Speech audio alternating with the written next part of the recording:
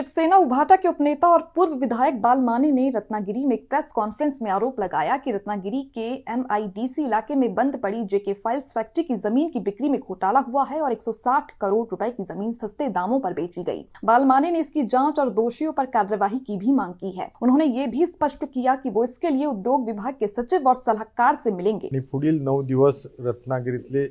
सुमारे 100 किलोमीटरचे जे रस्ते आहेत या रस्त्यावरून ही पदयात्रा आमची मार्गक्रमण करणार आहे आणि त्यामुळे रत्नागिरीतल्या समस्त नागरिकांना आमची विनंती आहे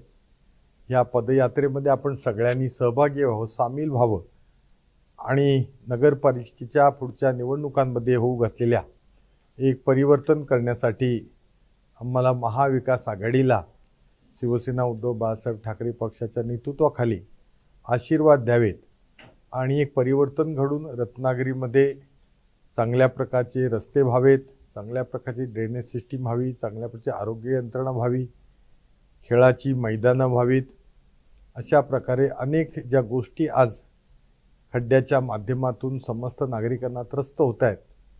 याच्याबद्दल एक जनजागृती करणे आणि एक जनसमर्थन करणं असा ह्या पदयात्रेचा आमचा प्रमुख उद्देश आहे। आमचे शहर प्रमुख प्रशांत साळुंखे, तालुका प्रमुख शेखर घुसाळे, सर्व उपशहर प्रमुख, उपतालुका प्रमुख, विभाग प्रमुख, महिला आघाडी, युवा सेना, शिवसहकार सेना, सर्व अंगीकृत संघटनांचे आमचे पदाधिकारी ह्या माझ्या पदयात्रेमध्ये आहेत। स्वर्गीय हिंदुत्व सम्राट बाळासाहेब ठाकरे यांचा आशीर्वाद घेऊन आदरणीय माजी मुख्यमंत्री उद्धवसाहेब ठाकरे, पक्षप्रमुख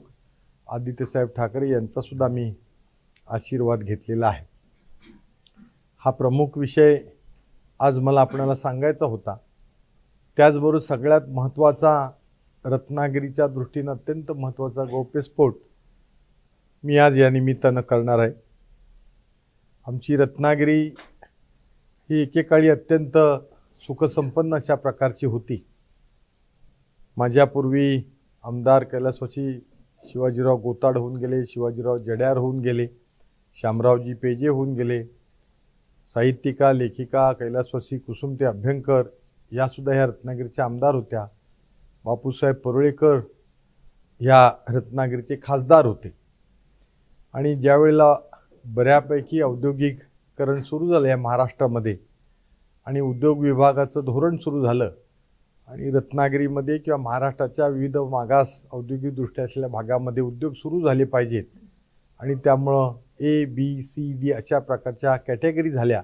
उद्योग विभागाच्या महाराष्ट्र शासनाच्या